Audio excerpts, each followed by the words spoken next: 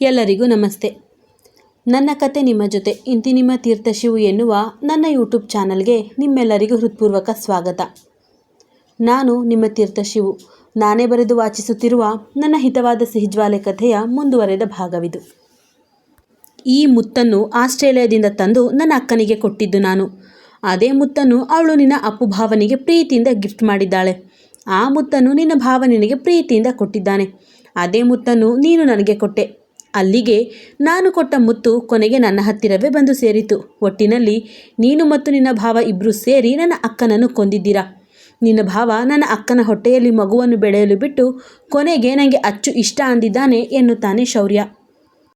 ಆದರೆ ಅವನ ಮಾತನ್ನು ಸಾರಾಸಗಟಾಗಿ ತಳ್ಳಿ ಹಾಕುವ ಐಕ್ಯ ಇದು ಸುಳ್ಳು ಎಂದರೆ, ಯಾವುದು ಸುಳ್ಳು ಅಚ್ಚು? ನೀನು ಸ್ಯಾಮ್ನ ಕೇರಳಕ್ಕೆ ಕರೆದುಕೊಂಡು ಹೋಗಿದ್ದು ಸುಳ್ಳ? ಅಪ್ಪುಗೆ ನನ್ನ ಅಕ್ಕನನ್ನು ಪರಿಚಯ ಮಾಡಿಸಿದ್ದು ಸುಳ್ಳ? ಅಪ್ಪು ಮತ್ತು ನನ್ನ ಅಕ್ಕ ಕ್ಲೋಸ್ ಆಗಿದ್ದು ಸುಳ್ಳ? ಅವನು ಆಗಾಗ ಬೆಂಗಳೂರಿಗೆ ಬರ್ತಾ ಇದ್ದದ್ದು, ಅವಳನ್ನು ಮೀಟ್ ಮಾಡ್ತಾ ಇದ್ದಿದ್ದು, ಅವಳು ಕೂಡ ಅವನನ್ನು ಮನೆಗೆ ಕರೆದುಕೊಂಡು ಹೋಗ್ತಾ ಇದ್ದಿದ್ದು, ಇದೆಲ್ಲ ಸುಳ್ಳ ಅಚ್ಚು? ನೀನು ಸುಳ್ಳು ಅಂದರೂ ನಾವು ನಂಬಲ್ಲ. ಯಾಕಂದರೆ ನಮ್ಮ ಹತ್ತಿರ ಎಲ್ಲದಕ್ಕೂ ಪ್ರೂಫ್ ಇದೆ. ಸ್ಯಾಮ್ನ ನೀವೇನು ಕೈಯಾರೆ ಕೊಂದಿಲ್ಲವಾದರೂ ಅವಳಾಗಿ ಅವಳೇ ಆತ್ಮಹತ್ಯೆ ಮಾಡಿಕೊಳ್ಳಲು ಅವಳನ್ನು ನೀವೇ ಪ್ರವೋಕ್ ಮಾಡಿದ್ದೀರಾ. ನಿಮ್ಮಿಬ್ಬರ ಮೋಸವೇ ಅವಳನ್ನು ಆತ್ಮಹತ್ಯೆಯ ದಾರಿ ಹಿಡಿಸಿದ್ದು ಅನ್ನೋದು ಮಾತ್ರ ಸತ್ಯ. ಒಟ್ಟಿನಲ್ಲಿ ಅವಳ ಸಾವಿಗೆ ನೀವೇ ಕಾರಣ ಎಂದು ಜೋರಾಗಿ ಅರಚಿದ ಡಾಕ್ಟರ್ ಶ್ರಮ್. ಹೌದು ಹೆಂಡತಿ, ಬ್ರೋ ಹೇಳ್ತಾ ಇರುವುದೇ ಸತ್ಯ. ನಿನ್ನ ಮತ್ತು ನಿನ್ನ ಭಾವನ ಪ್ರೀತಿಯ ವಿಚಾರದ ತಿಳಿದ ನಂತರವೇ ಸ್ಯಾಮ್ ಆತ್ಮಹತ್ಯೆ ಮಾಡಿಕೊಂಡಿರೋದು. ಅವಳು ನಿನ್ನ ಭಾವನನ್ನು ಪ್ರೀತಿಸುತ್ತಿದ್ದಳು. ನಿನ್ನ ಭಾವ ಕೂಡ ಅವಳ ಪ್ರೀತಿಗೆ ಒಪ್ಪಿಗೆ ಹೇಳಿದ. ಅವರಿಬ್ಬರ ಪ್ರೀತಿಯ ನಡುವೆ ನೀನು ಹೋಗಿದ್ದೀಯಾ. ಅವಳಿಗಿಂತ ಚೆನ್ನಾಗಿರುವ ನೀನು ಸಿಕ್ಕ ಕೂಡಲೇ ನನ್ನ ಅಕ್ಕನನ್ನು ಬಿಟ್ಟು ಬಿಟ್ಟ ನಿನ್ನ ಭಾವ ಎನ್ನುತ್ತಿದ್ದ ಶೌರ್ಯನ ಮಾತನ್ನು ಅರ್ಧಕ್ಕೆ ತಡೆದು, ಇಲ್ಲ, ಏನೇನೋ ಹೇಳಬೇಡ ಶೌರ್ಯ. ನೀನು ಯಾರ ಮೇಲೆ ಬೇಕಾದರೂ ಅಪವಾದ ಹಾಕು, ಆದರೆ ನನ್ನ ಭಾವನ ಮೇಲೆ ಅಪವಾದ ಹಾಕಬೇಡ. ಅವರು ದೇಶ ಕಾಯೋ ಯೋಧ ಕಣೋ. ಅಂತಹ ವ್ಯಕ್ತಿ ಒಂದು ಹೆಣ್ಣಿನ ಬದುಕಿನಲ್ಲಿ ಆಟ ಆಡ್ತಾರೆ ಅಂದರೆ ನಾನು ನಂಬಲ್ಲ. ಸ್ಯಾಮ್ ನನ್ನ ಅಪ್ಪು ಭಾವನನ್ನು ಲವ್ ಮಾಡ್ತಾ ಇದ್ದಳು ಎನ್ನುವ ವಿಚಾರವೇ ನಂಗೆ ಗೊತ್ತಿಲ್ಲ. ಆದರೆ ಒಂದಂತೂ ಕ್ಲಿಯರ್ ಆಗಿ ಹೇಳ್ತೀನಿ, ನನ್ನ ಭಾವ ಯಾವತ್ತೂ ಅವಳನ್ನು ಪ್ರೀತಿ ಮಾಡಿರಲು ಸಾಧ್ಯವೇ ಇಲ್ಲ ಎನ್ನುತ್ತಿದ್ದ ಹೆಣ್ಣಿನ ಎದುರು ಒಂದು ಬಿಳಿ ಹಾಳೆ ಹಿಡಿದ ಶೌರ್ಯ, ಇದು ಡೆತ್ ನೋಟ್. ಇದರಲ್ಲಿ ಅವಳ ಸಾವಿಗೆ ನೀವೇ ಕಾರಣ ಅಂತ ಸ್ಪಷ್ಟವಾಗಿ ಬರೆದಿದ್ದಾಳೆ ಎಂದಾಗ ಮತ್ತೊಂದು ಆಘಾತವಾಗಿತ್ತು ಐಕ್ಯಳಿಗೆ. ಅದೇ ಆಘಾತದಲ್ಲಿ ಅವನ ಕೈಯಲ್ಲಿದ್ದ ಡೆತ್ ನೋಟನ್ನು ಪಡೆದು ಓದುತ್ತಾಳೆ. ಈಗ ಓದೋದೆಲ್ಲ ಸ್ಯಾಮ್ ಬರೆದಿರುವ ಡೆತ್ ನೋಟ್ನ ಸಾರಾಂಶ. ಕನ್ಫ್ಯೂಸ್ ಮಾಡ್ಕೋಬೇಡಿ. ಇವತ್ತು ನನ್ನ ಜೀವನದಲ್ಲಿ ಅತ್ಯಂತ ಕರಾಳ ದಿನ. ನಾನಿವತ್ತು ಭೂಮಿಗೆ ವಿದಾಯ ಹೇಳಬೇಕು ಅಂದ್ಕೊಂಡಿದ್ದೀನಿ. ರೋಗಿಗಳ ಜೀವ ಉಳಿಸುವ ನರ್ಸ್ ಕೆಲಸ ಮಾಡುವ ನಾನೇ ಇವತ್ತು ಆತ್ಮಹತ್ಯೆ ಮಾಡಿಕೊಳ್ಳುವ ಹಂತಕ್ಕೆ ಬಂದು ನಿಂತಿದ್ದೇನೆ. ಅಂದರೆ ಅದಕ್ಕೆ ಮುಖ್ಯವಾದ ಕಾರಣವೇ ನನ್ನ ಜೀವದ ಗೆಳತಿ ಐಕ್ಯ ಚಂದ್ರನ್ ಮತ್ತು ಅವಳ ಭಾವ ಅಪ್ರಮೇಯ ನಾಯರ್. ಇವರಿಬ್ಬರು ನನ್ನ ಬದುಕಿನಲ್ಲಿ ಇನ್ನಿಲ್ಲದಂತೆ ಆಟವಾಡಿದರು. ಐಕ್ಯ ಚಂದ್ರನ್ ಎನ್ನುವ ಆ ಹುಡುಗಿಯನ್ನು ನಾನು ಬಹುವಾಗಿ ಹಚ್ಚಿಕೊಂಡಿದ್ದೆ. ಯಾಕಂದರೆ ಅವಳು ನನಗೆ ತಾಯಿಯ ಪ್ರೀತಿ ಮಮತೆ ಕೊಟ್ಟವಳು, ತಂದೆಯ ಹಾಗೆ ಧೈರ್ಯ ಸಾಂತ್ವನ ತುಂಬಿದವಳು. ಎಲ್ಲರೂ ನನ್ನನ್ನು ನೋಡಿಕೊಂಡು ನಗುವಾಗ, ಕುಂಟಿ ಕಿವುಡಿ ಎಂದು ಹಂಗಿಸುವಾಗ, ತಲೆಯಲ್ಲಿ 3 ಕಾಸಿನ ವಿದ್ಯೆ ಇಲ್ಲ ಎಂದು ವ್ಯಂಗ್ಯ ಮಾಡಿ ಮಾತನಾಡುವಾಗ ಎಲ್ಲರಿಗೂ ಸೆಡ್ಡು ಹೊಡೆದು ನನ್ನ ಕೈ ಹಿಡಿದು ಮೇಲೆತ್ತಿದ ಹುಡುಗಿ ಅವಳು. ಅವಳನ್ನು ನಾನು ತುಂಬ ಇಷ್ಟಪಡ್ತಾ ಇದ್ದೆ. ಆದರೆ ಅವಳೇ ನನಗೆ ಮೋಸ ಮಾಡಿದಳು, ಹಿಂದಿನಿಂದ ಇರಿದಳು. ಅವಳು ನನ್ನ ತಮ್ಮ ಪ್ರಿನ್ಸ್ ಅಂದರೆ ಶೌರ್ಯನನ್ನು ಪ್ರೀತಿಸುತ್ತಿದ್ದಳು. ಅವರಿಬ್ಬರ ಪ್ರೀತಿಗೆ ನಾನೇ ಸೇತುವೆಯಾಗಿದ್ದೆ. ಅವನು ಆಸ್ಟ್ರೇಲಿಯಾದಲ್ಲಿದ್ದ. ಇದುವರೆಗೂ ಅವಳು ಅವನ ಮುಖವನ್ನೇ ನೋಡಿಲ್ಲ. ಆದರೂ ಅವನನ್ನು ಲವ್ ಮಾಡ್ತಾ ಇದ್ದಳು. ಇಬ್ಬರು ಫೋನಿನಲ್ಲಿ ಮಾತನಾಡುತ್ತಾ ಒಬ್ಬರಿಗೊಬ್ಬರು ಪ್ರೀತಿಸುತ್ತಿದ್ದಾರೆ. ಆದರೆ ನನ್ನ ತಮ್ಮ ಪ್ರಿನ್ಸ್ ಅವಳ ಮುಖವನ್ನು ನೋಡಿದ್ದಾನೆ, ಅವಳ ಫೋಟೋವನ್ನು ನೋಡಿದ್ದಾನೆ. ಅಷ್ಟೇ ಅಲ್ಲ, ಅವನು ಬೆಂಗಳೂರಿಗೆ ಬಂದಾಗ ಅವಳನ್ನು ಬಹು ಹತ್ತಿರದಿಂದ ನೋಡಿದ್ದಾನೆ. ಯಾವುದೋ ನೆಪದಲ್ಲಿ ಅವಳೊಂದಿಗೆ ಮಾತನಾಡಿದ್ದಾನೆ. ಅವನಿಗೂ ಅವಳು ಇಷ್ಟವಾಗಿದ್ದಾಳೆ. ಹಾಗೆ ನಾನು ಅವಳ ಭಾವನನ್ನು ಪ್ರೀತಿಸುತ್ತಿದ್ದೆ. ಅವರಿಗೂ ನಾನಂದರೆ ಇಷ್ಟವಿತ್ತು. ಇದುವರೆಗೂ ನನ್ನ ಜೊತೆ ಚೆನ್ನಾಗಿದ್ರು. ನನ್ನನ್ನು ತುಂಬ ಕಾಳಜಿ ಮಾಡ್ತಾಯಿದ್ರು.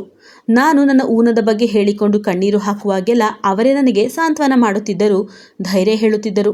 ನನಗಾಗಿ ಉಡುಗೊರೆಗಳನ್ನು ಕೂಡ ಕೊಡುತ್ತಿದ್ದರು. ಒಟ್ಟಿನಲ್ಲಿ ಅವರು ಕೂಡ ನನ್ನನ್ನು ಪ್ರೀತಿಸುತ್ತಿದ್ದರು.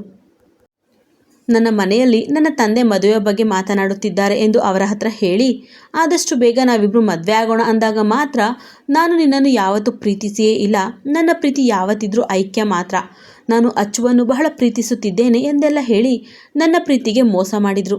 ನನ್ನ ಮನಸ್ಸನ್ನೇ ಒಡೆದು ಹಾಕಿದರು. ಅವಳು ಕೂಡ ಅವರನ್ನೇ ಪ್ರೀತಿಸುತ್ತಿದ್ದಾಳಂತೆ. ಈಗಾಗಲೇ ಅವರಿಬ್ಬರ ಮದುವೆಗೆ ಮನೆಯಲ್ಲಿ ಮಾತುಕತೆ ನಡೆಯುತ್ತಿದೆಯಂತೆ. ಅವಳಿಗೂ ಗೊತ್ತಿತ್ತು ನಾನು ಅವಳ ಭಾವನನ್ನು ಪ್ರೀತಿಸುತ್ತಿರುವ ವಿಚಾರ. ಅವಳು ಕೂಡ ನನ್ನನ್ನು ತಮ್ಮನನ್ನು ಪ್ರೀತಿಸುತ್ತೇನೆ ಎಂದು ಹೇಳಿದ್ದಳು. ಆದರೆ ಈಗ ಇಬ್ಬರು ಹೀಗೆ ನನಗೆ ಮೋಸ ಮಾಡಿದರು. ಅವರಿಬ್ಬರ ಈ ಮೋಸವನ್ನು ಸಹಿಸಲು ನನ್ನಿಂದ ಆಗುತ್ತಿಲ್ಲ. ಅದಕ್ಕೆ ನಾನು ಆತ್ಮಹತ್ಯೆಯ ಮಾರ್ಗ ಹಿಡಿದಿದ್ದೀನಿ. ನನ್ನ ಸಾವಿಗೆ ಕಾರಣವಾದ ಐಕ್ಯ ಮತ್ತು ಅಪ್ರಮೇಯ ನಾಯರ್ಗೆ ಶಿಕ್ಷೆಯಾಗಲೇಬೇಕು. ಅವರಿಬ್ಬರು ನನ್ನ ಬದುಕಿನಲ್ಲಿ ಆಡಿದ ಆಟವನ್ನು ಬೇರೆ ಯಾರ ಬದುಕಿನಲ್ಲೂ ಆಡದಷ್ಟು ಕಠಿಣ ಶಿಕ್ಷೆ ಆಗಬೇಕು. ಶೌರ್ಯ, ನಿನಗೆ ಅವಳು ತಕ್ಕ ಹುಡುಗಿಯಲ್ಲ. ನೀನು ಬೇರೆ ಯಾವುದಾದರೂ ಒಳ್ಳೆಯ ಹುಡುಗಿಯನ್ನು ನೋಡಿ ಮದುವೆ ಆಗು. ನಿನ್ನ ಹೆಸರಿನ ಹಾಗೆ ಪ್ರಿನ್ಸ್ ನೀನು. ಹಾಗೇ ಬದುಕಬೇಕು. ಯಾವುದೇ ಕಾರಣಕ್ಕೂ ಐಕ್ಯಳನ್ನು ಸಂತೋಷವಾಗಿರಲು ಬಿಡಬೇಡ. ಆ ಅಪ್ಪು ನನ್ನ ಪ್ರೀತಿಯನ್ನು ರಿಜೆಕ್ಟ್ ಮಾಡಿ ನನ್ನ ಪ್ರೀತಿಗೆ ಕೊಳ್ಳಿ ಇಟ್ಟು ನನ್ನ ಹೃದಯವನ್ನೇ ಒಡೆದ ನಂತರ ಅವಳ ಹತ್ರ ಹೋಗಿ ಅವಳ ಜೊತೆ ಖುಷಿ ಖುಷಿಯಾಗಿ ಕಾಲ ಕಳೆಯುತ್ತಿರುವುದನ್ನು ಕಂಡ ನಂತರವೂ ನನಗೆ ಬದುಕುವ ಯಾವ ಇಚ್ಛೆಯೂ ಇಲ್ಲ. ಅಪ್ಪ, ನನ್ನನ್ನು ಕ್ಷಮಿಸಿಬಿಡಿ. ಶೌರ್ಯ, ಶ್ರಮ್, ನೀವಿಬ್ಬರೂ ಕೂಡ ನನ್ನನ್ನು ಕ್ಷಮಿಸಿಬಿಡಿ. ಇಂತಿ ನಿಮ್ಮ ಪ್ರೀತಿಯ ಸಮನ್ವಿ ಜೋಸೆಫ್, ನಿಮ್ಮ ಸ್ಯಾಮ್. ಇದಿಷ್ಟನ್ನು ಓದಿದ ಐಕ್ಯ ಕಿರಿಕಿರಿಯ ಮುಖ ಮಾಡುತ್ತಾ, ಇದರಲ್ಲಿ ಬರೆದಿದ್ದರಲ್ಲಿ ಯಾವುದು ಸತ್ಯವಿಲ್ಲ ಶೌರ್ಯ. ಅವಳು ನಮ್ಮ ಬಗ್ಗೆ ತಪ್ಪು ತಿಳಿದಿದ್ದಾಳೆ ಎಂದಾಗ ಅವಳ ಕೈಯಿಂದ ಲೆಟರ್ ಕಸಿದು ಅವಳ ಮುಖದ ಎದುರಿಗೆ ಹಿಡಿದವನು ಈ ಅಕ್ಷರ ಅವಳದ್ದೇ ತಾನೇ ಹೆಂಡತಿ ಎಂದಾಗ ಒಂದು ನಿಮಿಷವೂ ಯೋಚಿಸದೆ ಖಂಡಿತವಾಗಿಯೂ ಇದು ಅವಳದ್ದೇ ಅಕ್ಷರ ಎನ್ನುತ್ತಾಳೆ ಐಕ್ಯ. ಮತ್ತೆ ಮತ್ತೆ ಮತ್ತೆ ಎಂದು ಜೋರಾಗಿ ಕಿರುಚಿದ ಶೌರ್ಯ ಅವಳ ತೋಳುಗಳನ್ನು ಬಲವಾಗಿ ಹಿಡಿದು, ಹೇಳೆ ಹೆಂಡತಿ, ಮತ್ತೆ ಇನ್ನೇನಂತ ಹೇಳು. ಇದು ಅವಳದ್ದೇ ಅಕ್ಷರ ಅಂದಮೇಲೆ, ಅವಳದೇ ಡೆತ್ ನೋಟ್ ಅಂದಮೇಲೆ, ಅವಳೇ ಬರೆದಿದ್ದಾಳೆ ಅಂದಮೇಲೆ ನೀನು ಮತ್ತು ನಿನ್ನ ಭಾವ ಅಪರಾಧಿಗಳು ಅಂತ ತಾನೇ ಅರ್ಥ. ಅದಲ್ಲದೆ ನೀನೇ ನನ್ನ ಹತ್ರ ನಿನ್ನ ಭಾವ ನಿನಗೆ ಪ್ರಪೋಸ್ ಮಾಡಿದ ವಿಚಾರವನ್ನು ಕೂಡ ಹೇಳಿದೀಯಾ. ಅದರರ್ಥ ನೀನು ಮತ್ತು ನಿನ್ನ ಭಾವ ಇಬ್ಬರೂ ಸೇರಿಯೇ ನನ್ನ ಅಕ್ಕನನ್ನು ಕೊಂದಿದ್ದು. ಅದು ಪ್ರತ್ಯಕ್ಷವಾಗಿ ಅಲ್ಲದೆ ಹೋದರೂ ಪರೋಕ್ಷವಾಗಿ ನೀವೇ ಅವಳ ಕೊಲೆಗಾರರು. ಅವಳು ನಿಮ್ಮಿಬ್ಬರಿಗೂ ಏನು ಅನ್ಯಾಯ ಮಾಡಿದ್ಲು ಅಂತ ಈ ರೀತಿ ಮೋಸ ಮಾಡಿದ್ದೀರಾ? ನೀನು ಕೇವಲ ನನ್ನ ಅಕ್ಕನಿಗೆ ಮೋಸ ಮಾಡಲಿಲ್ಲ ಹೆಂಡತಿ, ನನಗೂ ಕೂಡ ಮೋಸ ಮಾಡಿದೆ ನೀನು. ನನ್ನ ಪ್ರೀತಿಗೂ ಮೋಸ ಮಾಡಿದೆ ನೀನು. ನನ್ನ ಜೊತೆಯಲ್ಲಿ ಫೋನಲ್ಲಿ ಮಾತಾಡ್ತಾ ನನ್ನ ಮನಸ್ಸಲ್ಲಿ ಪ್ರೀತಿಯ ಭಾವಗಳನ್ನು ಹುಟ್ಟು ಹಾಕಿದವಳು ಕೊನೆಗೆ ನಿನ್ನ ಭಾವನ ಪ್ರೀತಿಗೆ ಒಪ್ಪಿಗೆ ಹೇಳಿದೆಯಲ್ಲ. ನಿನ್ನ ಭಾವ ಕೂಡ ಅದನ್ನೇ ಮಾಡಿದ್ದು. ಇದೇ ಕೋಪಕ್ಕೆ, ಇದೇ ದ್ವೇಷಕ್ಕೆ ನಾನು ಕೂಡ ನಿನ್ನನ್ನು ಮದುವೆಯಾಗಿ ಪ್ರೀತಿಸುವ ನಾಟಕವಾಡಿ ನಿನಗೆ ಮೋಸ ಮಾಡಿದ್ದು. ನಾವು ಪ್ರೀತಿಸುವ ವ್ಯಕ್ತಿಗಳು ನಮಗೆ ಮೋಸ ಮಾಡಿದಾಗ ಎಷ್ಟು ನೋವಾಗುತ್ತೆ ಅನ್ನೋದು ನಿಂಗೂ ತಿಳಿಬೇಕು ಅಂತಲೇ ನಾನು ಇಷ್ಟೆಲ್ಲ ಮಾಡಿದ್ದು. ಆದರೆ ನೀನು ನನ್ನ ಅಕ್ಕನಷ್ಟು ಸೆನ್ಸಿಟಿವ್ ಅಲ್ಲ ಬಿಡು. ನಾನು ನಿನ್ನ ಪ್ರೀತಿಗೆ ಮೋಸ ಮಾಡಿದರೂ, ನಿನ್ನನ್ನು ಬಿಟ್ಟರೂ ನೀನು ಮಾತ್ರ ಚೆನ್ನಾಗೇ ಬದುಕ್ತಿದ್ದೀಯ. ಆದರೆ ನನ್ನ ಅಕ್ಕ ಹಾಗಲ್ಲ. ಚಿಕ್ಕಂದಿನಿಂದಲೇ ತಾಯಿಯಿಂದ ಹಿಡಿದು ಎಲ್ಲರಿಂದ ತಿರಸ್ಕಾರ ಅನುಭವಿಸಿದವಳು. ಕೊನೆಗೆ ಅವಳು ಪ್ರೀತಿ ವಿಶ್ವಾಸವನ್ನು ಕಂಡಿದ್ದೇ ನಿನ್ನಿಂದ ಮತ್ತು ನಿನ್ನ ಭಾವನಿಂದ. ನೀವಿಬ್ಬರೇ ಅವಳಿಗೆ ಮೋಸ ಮಾಡಿದರೆ ಆ ಜೀವ ಹೇಗೆ ತಡೆದುಕೊಳ್ಬೇಕು ಹೇಳು? ಅದಕ್ಕಾಗಿಯೇ ಅವಳು ಆತ್ಮಹತ್ಯೆ ಹಾದಿ ಹಿಡಿದಳು. ಒಟ್ಟಿನಲ್ಲಿ ಅವಳ ಸಾವಿಗೆ ಪ್ರತೀಕಾರ ತೀರಿಸಿಕೊಳ್ಳುವ ಸಲುವಾಗಿಯೇ ನಾನು ನಿನ್ನನ್ನು ಮದುವೆಯಾಗಿದ್ದು. ನಾನು ಮಾತ್ರವೇ ಅಲ್ಲ, ಶ್ರಮ್ ಬ್ರೋ ಕೂಡ ಅದೇ ಕಾರಣಕ್ಕೆ ನಿನ್ನನ್ನು ಮದುವೆಯಾಗಲು ಬಯಸಿದ್ದು, ಪ್ರೀತಿಸುವ ನಾಟಕವಾಡಿದ್ದು. ಆದರೆ ಅವನ ಮೇಲಿನ ಹಠಕ್ಕೆ ಕೋಪಕ್ಕೆ ನಾನೇ ನಿನ್ನೆದುರು ಅಷ್ಟೆಲ್ಲ ಸಂದಿಗ್ಧ ಪರಿಸ್ಥಿತಿಗಳನ್ನು ಸೃಷ್ಟಿಸಿ ನಿನ್ನನ್ನು ಲಾಕ್ ಮಾಡಿ ಮದುವೆಯಾಗಿದ್ದು. ಅಲ್ಲದೆ ನಿನಗೆ ನಾನೇ ಪ್ರಿನ್ಸ್ ಎನ್ನುವ ವಿಚಾರ ಹಳ್ಳಿಯಲ್ಲೇ ತಿಳಿಯಿತು ಅಂತಾನೂ ನನಗೆ ಗೊತ್ತಾಯಿತು. ಅದರ ನಂತರವೇ ನೀನು ನನಗೋಸ್ಕರ ಅಷ್ಟೆಲ್ಲ ದೊಡ್ಡ ರಿಸ್ಕ್ ತೆಗೆದುಕೊಂಡಿದ್ದು ನನ್ನ ಮಾನಸಿಕ ಸಮತೋಲನ ಕಾಪಾಡುವ ಸಲುವಾಗಿಯೇ ದಯಾನಂದ್ ಮತ್ತು ಪುಷ್ಪರನ್ನು ಜೈಲಿಗೆ ಹಾಕಿಸಿದ್ದು ಎಲ್ಲ ನನಗೆ ಚೆನ್ನಾಗೇ ಗೊತ್ತು ಹೆಂಡತಿ. ನೀನಾಗಿ ನೀನೇ ನಿನ್ನ ಪ್ರೀತಿಯನ್ನು ಒಪ್ಪಿಕೊಳ್ಳಲಿ ಎಂದು ಕಾಯುತ್ತಿದ್ದೆ. ಈಗ ನಿನ್ನ ಭಾವ ನನ್ನ ಅಕ್ಕನಿಗೆ ಹೇಗೆ ಮೋಸ ಮಾಡಿದ್ನೋ ನಾನು ಕೂಡ ಅದೇ ರೀತಿ ನಿನಗೆ ಮೋಸ ಮಾಡಿ ನಿನ್ನ ಪ್ರೀತಿಯನ್ನು ನುಚ್ಚು ನೂರು ಮಾಡಿದ್ದೀನಿ.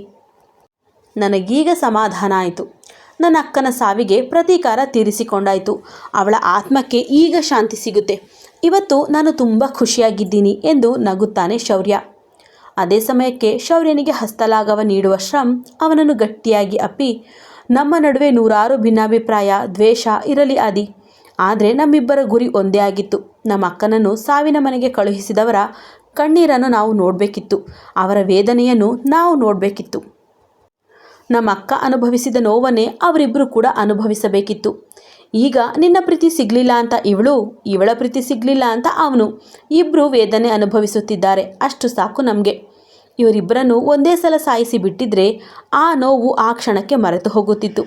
ಆದರೆ ಈಗ ಜೀವನ ಪರ್ಯಂತ ಇವರು ನೋವು ಅನುಭವಿಸಬೇಕು ಎಂದಾಗ ಅವನನ್ನು ದೂರ ಸರಿಸಿದ ಶೌರ್ಯ ಸಣ್ಣಗೆ ನಗುತ್ತಾ ಐಕ್ಯಳ ಕಡೆ ನೋಡುತ್ತಾನೆ. ಅವಳು ಶಿಲೆಯಂತೆ ನಿಂತಿದ್ದಳು. ಅಷ್ಟೊತ್ತಿಗೆ ತನಗೆ ಬಂದ ಕರೆ ಸ್ವೀಕರಿಸಿದ ಶ್ರಮ್ ಒಂದೆರಡು ನಿಮಿಷ ಮಾತನಾಡಿ, ಓಕೆ ಆದಿ, ಬಾಯ್, ನಾನು ಹೋಗ್ತೀನಿ, ನನಗೆ ಕೆಲಸವಿದೆ. ಹಾಗೆ ಡ್ಯೂಟಿಗೆ ಕೂಡ ಹೋಗಬೇಕು. ನನಗೆ ವಾಪಸ್ ಡ್ಯೂಟಿ ಹಾಕಿಸಿದ್ದು ನೀನೇ ಅನ್ನೋದು ಕೂಡ ನಿನ್ನ ಹೆಂಡತಿಗೆ ಗೊತ್ತಿಲ್ಲ ಅನಿಸುತ್ತೆ. ಹಾಗೆ ನನ್ನ ಮೇಲೆ ಅವಳು ಕೊಟ್ಟಿದ್ದ ಕಂಪ್ಲೇಂಟ್ ವಾಪಸ್ ತೆಗೆದುಕೊಂಡಿದ್ದು, ಮನೆಯಿಂದ ಹೊರಗೆ ಬಂದ ನಂತರ ನನ್ನ ಖರ್ಚಿಗೆ ಹಣ ಕೊಟ್ಟು ನನ್ನನ್ನು ಚೆನ್ನಾಗಿ ನೋಡಿಕೊಂಡಿದ್ದು ಎಲ್ಲವೂ ನೀನೇ ಅಂತ ಹೇಳಿಬಿಡು ಆದಿ. ನಿನ್ನ ಹೆಂಡತಿಯ ಹತ್ತಿರ ಇನ್ನು ಯಾವ ವಿಷಯವನ್ನು ಕೂಡ ಮುಚ್ಚಿಡಬೇಡ. ಎಲ್ಲವನ್ನು ಕ್ಲಿಯರ್ ಮಾಡಿಕೊಂಡು ಇವಳನ್ನು ಸಂಪೂರ್ಣವಾಗಿ ಕೈ ತೊಳೆದುಕೊಂಡು ಬಿಡು ಎಂದು ಐಕ್ಯಳ ಕಡೆ ತಿರುಗಿ ವ್ಯಂಗ್ಯವಾಗಿ ನಗುತ್ತಾ ಬರ್ಲಾಚು ಎಂದು ಅಲ್ಲಿಂದ ಹೊರಟು ಹೋಗುತ್ತಾನೆ. ಅವನು ಹೋದರೂ ಕೂಡ ಐಕ್ಯ ನಿಂತಲ್ಲಿಂದ ಅಲ್ಲಾಡಿರಲಿಲ್ಲ. ಈಗ ಅಲ್ಲಿ ಉಳಿದಿದ್ದು ಐಕ್ಯ ಮತ್ತು ಶೌರ್ಯ ಮಾತ್ರವೇ. ಅವಳು ಇದುವರೆಗೂ ಇವನು ಹೇಳಿದ್ದು, ಅವಳು ಪತ್ರದಲ್ಲಿ ಬರೆದದ್ದು ಹಾಗೂ ಸ್ಯಾಮ್ ತಮ್ಮ ಜೊತೆ ಇದ್ದ ಸಮಯ ಸಂದರ್ಭಗಳನ್ನೆಲ್ಲ ಮನನ ಮಾಡಿಕೊಳ್ಳುತ್ತಾ ನಿಂತರೆ, ತನ್ನ ಪ್ಯಾಂಟ್ನ ಎಡ ಜೇಬಿಗೆ ಕೈ ತೂರಿಸಿ ಅವಳೆದುರು ನಿಲ್ಲುವ ಶೌರ್ಯ, ಈಗ ಏನು ಹೇಳ್ತೀಯ ಹೆಂಡತಿ? ನಿನ್ನಿಂದ ಯಾರಿಗೂ ಮೋಸವಾಗಿಲ್ಲ, ನೀನು ಯಾರಿಗೂ ತೊಂದರೆ ಕೊಟ್ಟಿಲ್ಲ, ಯಾರ ಕೆಡಕನ್ನು ಬಯಸುವುದಿಲ್ಲ, ನೀನು ಯಾವ ತಪ್ಪನ್ನು ಮಾಡುವುದೇ ಇಲ್ಲ ಅಂತೆಲ್ಲ ದೊಡ್ಡ ದೊಡ್ಡ ಮಾತಾಡ್ತಾ ಇದೆಯಲ್ಲ. ಆದರೆ ಈಗ ನಿನ್ನಿಂದ ಒಂದು ಪ್ರಾಣವೇ ಹೋಯ್ತಲ್ಲ ಹೆಂಡತಿ. ಒಂದಲ್ಲ 2 ಪ್ರಾಣವೇ ಹೋಯ್ತಲ್ಲ. ಅವಳು ಸಾಯುವಾಗ ಗರ್ಭಿಣಿಯಾಗಿದ್ಲಂತೆ ಹೆಂಡತಿ. ಪೋಸ್ಟ್ಮಾರ್ಟಮ್ ರಿಪೋರ್ಟ್ನಲ್ಲಿ ಹಾಗೆ ಇದ್ದಿದ್ದು. ಒಂದು ವೇಳೆ ಈ ಡೆತ್ ನೋಟ್ ನಮಗೆ ಮುಂಚೆಯೇ ಸಿಕ್ಕಿದ್ರೆ ಮುಂಚೆಯೇ ನಮ್ಮಿಬ್ಬರ ಮದುವೆ ಆಗಿ ಬೇರೆ ಆಗ್ತಾ ಇದ್ವಿ. ನಿನ್ನ ಹೃದಯ ಮತ್ತು ನಿನ್ನ ಪ್ರೀತಿ ಯಾವಾಗಲೂ ಒಡೆದು ಹೋಗುತ್ತಿತ್ತು. ಆದರೆ ಡೆತ್ ನೋಟ್ ಸಿಕ್ಕಿದ್ದು ತಡವಾಯಿತು. ಅದಕ್ಕೆ ನಾನು ಶೌರ್ಯನಾಗಿ ನಿನ್ನ ಬದುಕಿಗೆ ಬಂದಿದ್ದು ಕೂಡ ತಡವಾಯಿತು ಎನ್ನುತ್ತಾನೆ. ಈಗ ಮಾತ್ರ ಕಣ್ಣಲ್ಲಿ ನೀರು ತುಂಬಿಕೊಂಡು ಅವನ ಕಣ್ಣನ್ನೇ ದಿಟ್ಟಿಸಿ ನೋಡುವ ಐಕ್ಯ, ಇದಕ್ಕೆಲ್ಲ ನಾನು ಉತ್ತರ ಕೊಡ್ತೀನಿ ಶೌರ್ಯ. ಈಗಲೂ ನಾನು ನನ್ನ ಮಾತಿಗೆ ಬದ್ಧಳು. ನಾನು ಯಾವತ್ತೂ ಯಾರಿಗೂ ಕೆಟ್ಟದ್ದನ್ನು ಬಯಸಿಲ್ಲ, ಕೆಟ್ಟದ್ದನ್ನು ಮಾಡಿಲ್ಲ. ನನ್ನಿಂದ ಯಾರಿಗೂ ನೋವು ಕೊಟ್ಟಿಲ್ಲ. ಅದರಲ್ಲೂ ಸ್ಯಾಮ್ನ ಸಾವಿಗೆ ನಾನು ಕಾರಣವೇ ಅಲ್ಲ. ನಾನು ಮಾತ್ರವೇ ಅಲ್ಲ, ನನ್ನ ಭಾವನ ಮೇಲೂ ನನಗೆ ಅಷ್ಟೇ ನಂಬಿಕೆ ಇದೆ. ಹೆಣ್ಣಿಗೆ ಅವರು ಎಷ್ಟು ಗೌರವ ಕೊಡ್ತಾರೆ ಅನ್ನೋದು ನನಗೆ ಚೆನ್ನಾಗಿ ಗೊತ್ತು. ಸ್ಯಾಮ್ನ ಅವರು ಒಬ್ಬ ಗೆಳತಿಯ ಹಾಗೆಯೇ ನೋಡಿದ್ದು. ಇದುವರೆಗೂ ಅವಳ ಆತ್ಮಹತ್ಯೆಗೆ ನನಗೂ ಸಹ ಕಾರಣ ತಿಳಿದಿರಲಿಲ್ಲ. ಜೋಸೆಫ್ ಅಂಕಲ್ ಹತ್ರ ಇದರ ಬಗ್ಗೆ ವಿಚಾರಿಸಿದಾಗ ಇತ್ತೀಚೆಗೆ ಯಾಕೋ ಮಂಕಾಗಿರ್ತಾಳೆ ಮಗಳೇ ಅನ್ನುತ್ತಿದ್ರು. ಅವಳೇ ನನ್ನೊಂದಿಗೆ ಮಾತು ಬಿಟ್ಟರು ನಾನೇ ಅವಳನ್ನು ಮತ್ತೆ ಮತ್ತೆ ಮಾತನಾಡಿಸಿ ನೋಡಿದ್ದೆ. ನನಗೆ ಅವಳ ಸ್ನೇಹವನ್ನು ಕಳೆದುಕೊಳ್ಳುವ ಇಷ್ಟವಿರಲಿಲ್ಲ. ಅದಕ್ಕಾಗಿಯೇ ಏನಾಯಿತು ಸ್ಯಾಮ್, ನಿಂಗೆ ಯಾಕೆ ಈ ರೀತಿ ಇರ್ತೀಯಾ ಅಂತೆಲ್ಲ ಕೇಳಿದೆ. ಆದರೆ ಅವಳು ಸಾಯುವ 1-2 ತಿಂಗಳ ಮುಂಚೆಯೇ ನನ್ನೊಂದಿಗೆ ಮಾತು ಮತ್ತು ಕೆಲಸ ಬಿಟ್ಟಳು. ನಂತರ ನಮ್ಮ ಕಾಂಟ್ಯಾಕ್ಟ್ ಕೂಡ ಬಿಟ್ಟಳು. ಅವಳ ಸಾವಿನ ಸುದ್ದಿ ಕೂಡ ಜೋಸೆಫ್ ಅಂಕಲ್ ನಮಗೆ ತಿಳಿಸಿದ್ದು. ಇಷ್ಟು ಮಾತ್ರವೇ ಸತ್ಯ. ಅದರ ನಂತರವೂ ನಾನು ಜೋಸೆಫ್ ಅಂಕಲ್ ಜೊತೆ ಟಚ್ನಲ್ಲೇ ಇದ್ದೀನಿ. ಸ್ಯಾಮ್ ಇಲ್ಲ ಅಂತ ಬೇಸರ ಪಡಬೇಡಿ ಅಂಕಲ್, ನಿಮಗೆ ಮಗಳಾಗಿ ನಾನಿದ್ದೀನಿ ಅಂತ ಅವರಿಗೆ ಸಾಂತ್ವನ ಹೇಳಿದ್ದೀನಿ. ಮಗಳಾಗಿ ಅವರನ್ನು ನೋಡಿಕೊಳ್ತಾ ಇದ್ದೀನಿ. ಇದೆಲ್ಲ ನಿನ್ನನ್ನು ಮೆಚ್ಚಿಸುವ ಸಲುವಾಗಿ ಹೇಳ್ತಾ ಇಲ್ಲ. ನೀನು ಮಾಡಿರುವ ಅತಿ ದೊಡ್ಡ ಅಪವಾದಕ್ಕೆ ಉತ್ತರ ಕೊಡ್ತಾ ಇದ್ದೀನಿ ಅಷ್ಟೇ. ಆದರೂ ಅವಳ ಡೆತ್ ನೋಟ್ನಲ್ಲಿ ಹಾಗೆ ಬರೆದಿದ್ದಾಳೆ ಅಂದರೆ ನಿಜವಾಗಿಯೂ ನನಗೆ ನಂಬಿಕೆ ಬರ್ತಾ ಇಲ್ಲ. ಏನೇ ಆಗಲಿ ಇದೆಲ್ಲದಕ್ಕೂ ತಕ್ಕ ಉತ್ತರ ಕೊಡ್ತಾಳೆ ಈ ಐಕ್ಯ ಚಂದ್ರನ್. ಈಗಲೂ ನಾನು ಧೈರ್ಯವಾಗಿ ಹೇಳ್ತೀನಿ ಶೌರ್ಯ, ನಾನು ಯಾವ ತಪ್ಪನ್ನು ಸಹ ಮಾಡಿಲ್ಲ. ಈ ಐಕ್ಯ ಚಂದ್ರನ್ ಪ್ರೀತಿಸಿದ್ದು ಒಬ್ಬನೇ ಹುಡುಗನನ್ನು, ಅದು ಆಗಿನ ಪ್ರಿನ್ಸ್ ಈಗಿನ ಶೌರ್ಯನನ್ನು ಮಾತ್ರವೇ. ಈ ಪ್ರೀತಿಯನ್ನು ನೀನೇ ಕೊಂದುಬಿಟ್ಟೆ ಎನ್ನುವ ಹೊತ್ತಿಗೆ ಅವಳ ದನಿ ಗದ್ಗದಿತವಾಗಿ ಅವಳ ಕಣ್ಣುಗಳೆರಡು ಕಣ್ಣೀರನ್ನು ಹೊರಹಾಕುತ್ತವೆ. ತಕ್ಷಣ ಅವಳಿಗೆ ಬೆನ್ನು ಹಾಕುವ ಶೌರ್ಯ, ಈ ರೀತಿ ಅಳ್ತಾ ಎಮೋಷ್ನಲ್ ಆಗಿ ನನ್ನನ್ನು ಸೆಳೆಯುವ ಪ್ರಯತ್ನ ಮಾಡಬೇಡ ಹೆಂಡತಿ. ನಾನು ಹೇಳಬೇಕಾಗಿದ್ದನ್ನೆಲ್ಲ ಹೇಳಾಯಿತು. ನಿನ್ನ ತಪ್ಪಿಗೆ ಈಗಲಾದರೂ ಅವಳ ಹತ್ರ ಕ್ಷಮೆ ಕೇಳು. ನಿನ್ನ ಭಾವನಿಗೂ ಕ್ಷಮೆ ಕೇಳಲು ಹೇಳು. ಇನ್ನಾದರೂ ಸ್ವಲ್ಪ ಪಶ್ಚಾತ್ತಾಪ ಪಡು ಎನ್ನುತ್ತಾನೆ. ಆದರೆ ಅವನ ತೋಳನ್ನು ಹಿಡಿದು ತನ್ನ ಕಡೆ ತಿರುಗಿಸಿಕೊಂಡ ಐಕ್ಯ, ಮಾಡದ ತಪ್ಪಿಗೆ ಕ್ಷಮೆ ಕೇಳುವ ಅಭ್ಯಾಸ ನನಗಿಲ್ಲ. ವಿನಾಕಾರಣ ನಾನು ಕ್ಷಮೆಯನ್ನು ಕೇಳೋದು ಇಲ್ಲ. ಒಂದೊಮ್ಮೆ ಅವಳು ಬದುಕಿದ್ರೆ ಖಂಡಿತವಾಗಿಯೂ ಅವಳ ಕಪಾಳಕ್ಕೆ ಬಾರಿಸಿ ಪ್ರಶ್ನಿಸುತ್ತಿದ್ದೆ. ಮದುವೆಗೂ ಮೊದಲೇ ಕಾಲು ಜಾರಿದೀಯ ಎಂದು ಜೋರು ಮಾಡುತ್ತಿದ್ದೆ. ಆದರೆ ಈಗ ಅವಳಿಲ್ಲ, ಅವಳು ಬದುಕಿಲ್ಲ. ಅದೇ ನಮಗೆ ದೊಡ್ಡ ಸಮಸ್ಯೆಯಾಗಿರುವುದು ಎಂದವಳು ಅವನು ತನ್ನ ಮುಖ ನೋಡದೆ ದೃಷ್ಟಿಯನ್ನು ಅತ್ತಿತ್ತ ಹಾಕುವಾಗ ಅವನ ಕೆನ್ನೆಗಳನ್ನು ಒತ್ತಿ ಹಿಡಿದು ತನ್ನತ್ತ ತಿರುಗಿಸಿಕೊಂಡು, ಕೊನೆಯದಾಗಿ ಒಂದು ಪ್ರಶ್ನೆ ಕೇಳ್ತೀನಿ, ಪ್ರಾಮಾಣಿಕವಾಗಿ ಉತ್ತರ ಕೊಡ್ತೀಯಾ ಎಂದಾಗ, ನೀನು ಮೊದಲು ಅಳುವುದನ್ನು ನಿಲ್ಲಿಸು ಹೆಂಡತಿ ಎಂದವನು ಬೇಗ ತನ್ನ ಕರ್ಚಿಫ್ ತೆಗೆದು ಅವಳ ಕಣ್ಣೊರೆಸಲು ಬಂದ ಕೂಡಲೇ ಹಿಂದೆ ಹೋಗುವ ಐಕ್ಯ, ನಾನು ಕೇಳಿದ್ದು ನನ್ನ ಪ್ರಶ್ನೆಗೆ ಪ್ರಾಮಾಣಿಕವಾಗಿ ಉತ್ತರ ಕೊಡ್ತೀಯಾ ಎಂದು ಗಂಭೀರವಾಗಿ ಹೇಳಲು, ಅದೇನು ಕೇಳು ಎನ್ನುತ್ತಾನೆ. ಅವಳ ಸಾವಿನ ಪ್ರತೀಕಾರಕ್ಕೆ ನಿನ್ನ ಅಣ್ಣನ ಮೇಲಿನ ಕೋಪಕ್ಕಾಗಿ ನನ್ನನ್ನು ಮದುವೆಯಾಗಿದ್ದು, ಪ್ರೀತಿಯ ನಾಟಕವಾಡಿದ್ದು, ದಾಂಪತ್ಯ ಆರಂಭಿಸಿದ್ದು, ನನ್ನನ್ನು ಬಿಟ್ಟಿದ್ದು ಅಂತೆಲ್ಲ ಹೇಳಿದ್ಯಲ್ಲ, ಅದೆಲ್ಲ ಸತ್ಯವಾ ಎಂದು ಶಾಂತ ರೀತಿಯಲ್ಲಿ ಕೇಳಿದ ಹೆಣ್ಣು ಬೇರೆಯದ್ದೇ ನಿರೀಕ್ಷೆಯಲ್ಲಿದ್ದಳು. ಆದರೆ ಅವಳ ನಿರೀಕ್ಷೆಯನ್ನು ಹುಸಿಗೊಳಿಸುವ ಶೌರ್ಯ ಬಾಯಿ ಬಿಟ್ಟು ಹೇಳದಿದ್ದರೂ ಬರಿದೇ ತಲೆಯಾಡಿಸಿದ್ದ. ಈ ರೀತಿ ಉದ್ದುದ್ದ ತಲೆಯಾಡಿಸುವ ಉತ್ತರ ನನಗೆ ಬೇಡ ಶೌರ್ಯ. ಬಾಯ್ಬಿಟ್ಟು ಹೇಳು, ನಿನ್ನ ಪ್ರೀತಿ ಪ್ರೇಮ ಎಲ್ಲ ನಾಟಕವೇನಾ? ನೀನು ಯಾವತ್ತೂ ನನ್ನನ್ನು ಪ್ರೀತಿಸಿಯೇ ಇರಲಿಲ್ವಾ? ಬರೀ ದ್ವೇಷ ಸಾಧನೆಗೆ ನನ್ನನ್ನು ಬಳಸಿಕೊಂಡೆಯಾ ಎಂದು ಕೇಳುವಾಗ ಅವಳ ಗಂಟಲುಬ್ಬಿ ಬರುತ್ತಿತ್ತು. ಅವಳ ಗಂಟಲ ಸೆರೆಯಿಂದ ಒಂದೊಂದು ಮಾತು ಬರುವಾಗಲೂ ಬಹಳ ಪ್ರಯಾಸ ಪಡುತ್ತಿದ್ದಾಳೆ ಎನ್ನುವುದು ಅವನ ಗಮನಕ್ಕೂ ಬರುತ್ತಿತ್ತು. ಮಾತಾಡು ಶೌರ್ಯ, ನನಗೆ ಉತ್ತರ ಕೊಡು. ನೀನು ಯಾವತ್ತೂ ನನ್ನನ್ನು ಪ್ರೀತಿಸಿಲ್ವಾ? ಬರೀ ದ್ವೇಷ ಸಾಧನೆಗೋಸ್ಕರ ನನ್ನ ಜೊತೆ ನಾಟಕ ಮಾಡಿದೀಯಾ? ನಿನ್ನೆದೆಯಲ್ಲಿ ನನ್ನ ಪ್ರತಿಯಾಗಿ ಪ್ರೀತಿ ಪ್ರೇಮ ಅನ್ನೋದೇ ಇಲ್ವಾ ಎಂದು ಮತ್ತೆ ಮತ್ತೆ ಕೇಳುತ್ತಿದ್ದ ಹೆಣ್ಣಿನ ಕಂಬನಿ ಹರಿದ ಮುಖವನ್ನು, ಕಣ್ಣೀರ ಕೊಳಗಳಾಗಿದ್ದ ಕಣ್ಣುಗಳನ್ನು ನೋಡಿ ಉತ್ತರಿಸಲಾಗದೆ ಅವಳಿಗೆ ಬೆನ್ನು ಹಾಕುವ ಶೌರ್ಯ, ಇದನ್ನೇ ಮತ್ತೆ ಮತ್ತೆ ಕೇಳಬೇಡ ಹೆಂಡತಿ, ಈಗಾಗಲೇ ಉತ್ತರವನ್ನು ಕೊಟ್ಟಿಲ್ವಾ? ನನ್ನ ಅಕ್ಕನ ಸಾವಿನ ಪ್ರತೀಕಾರಕ್ಕೆ ನಿನ್ನನ್ನು ಮದುವೆ ಆಗಿ ಈಗ ನಿನ್ನನ್ನು ಬಿಟ್ಟಿದ್ದು. ಮೊದಲು ಹೋಗಿ ನನ್ನ ಅಕ್ಕನ ಹತ್ತಿರ ಕ್ಷಮೆ ಕೇಳು ಎಂದು ಮುಂದೆ ಹೋಗುವಾಗ ಅವನ ಕೈ ಹಿಡಿದು ತಡೆದವಳು, ಆ ಡೆತ್ ನೋಟ್ ಕೊಡು ಎನ್ನುತ್ತಾಳೆ. ಯಾಕೆ ಎಂದವನು ಪ್ರಶ್ನಿಸಿದಾಗ, ನೀನು ಮಾಡಿರುವ ಆಪಾದನೆಯನ್ನು ಸುಳ್ಳು ಅಂತ ಸಾಬೀತು ಮಾಡಬೇಕಲ್ಲ ಗುರು, ಅದಕ್ಕೆ ಕೇಳ್ತಾ ಇದ್ದೀನಿ ಎಂದು ಗಂಭೀರವಾಗಿ ಕೇಳಿದ ಹೆಣ್ಣಿನ ಕೈಗೆ ಡೆತ್ ನೋಟ್ ಕೊಡುವ ಶೌರ್ಯ, ಅದೇನು ಸಾಬೀತು ಮಾಡ್ತೀಯೋ ಮಾಡು ಹೆಂಡತಿ, ನಾನು ಎಲ್ಲ ಕಡೆಯಿಂದ ವಿಚಾರಿಸಿದ ನಂತರವೇ, ಕ್ರಾಸ್ ಚೆಕ್ ಮಾಡಿದ ನಂತರವೇ ನಿಮ್ಮನ್ನೇ ಅಪರಾಧಿ ಎಂದು ತೀರ್ಮಾನ ಮಾಡಿ ಈ ನಾಟಕವಾಡಿದ್ದು ಎಂದಾಗ ವಿಷಾದದ ನಗು ಚೆಲ್ಲಿ, ಥ್ಯಾಂಕ್ಸ್ ಫಾರ್ ಯುವರ್ ನಾಟಕ ಶೌರ್ಯ. ಜೀವನದಲ್ಲಿ ಒಬ್ಬ ಮನುಷ್ಯ ಇಷ್ಟು ನೈಜವಾಗಿ ನಟಿಸಬಹುದು ಎನ್ನುವ ಅಂದಾಜು ಕೂಡ ನನಗಿರಲಿಲ್ಲ. ನಾನು ಅಷ್ಟು ಸುಲಭವಾಗಿ ಯಾಮಾರುವುದಿಲ್ಲ. ಆದರೂ ನಿನ್ನ ವಿಷಯದಲ್ಲಿ ನಾನು ಯಾಮಾರಿದ್ದು ಸತ್ಯ. ಬಹುಶಃ ನಾನು ಬುದ್ಧಿಯಿಂದ ಯೋಚಿಸಿದ್ದರೆ ನಿನಗೆ ಇಷ್ಟು ಸುಲಭದ ತುತ್ತಾಗುತ್ತಿರಲಿಲ್ಲ. ನಿನ್ನ ವಿಚಾರದಲ್ಲಿ ಮನಸ್ಸಿಂದ ಯೋಚಿಸಿಬಿಟ್ಟೆ. ಆ ಮೂಲಕ ತಪ್ಪು ಮಾಡಿದೆ. ನಿನ್ನ ಪ್ರೀತಿಯೇ ನನ್ನ ಬಲಹೀನತೆ ಎನ್ನುವುದು ಮತ್ತೊಮ್ಮೆ ಸಾಬೀತಾಯಿತು.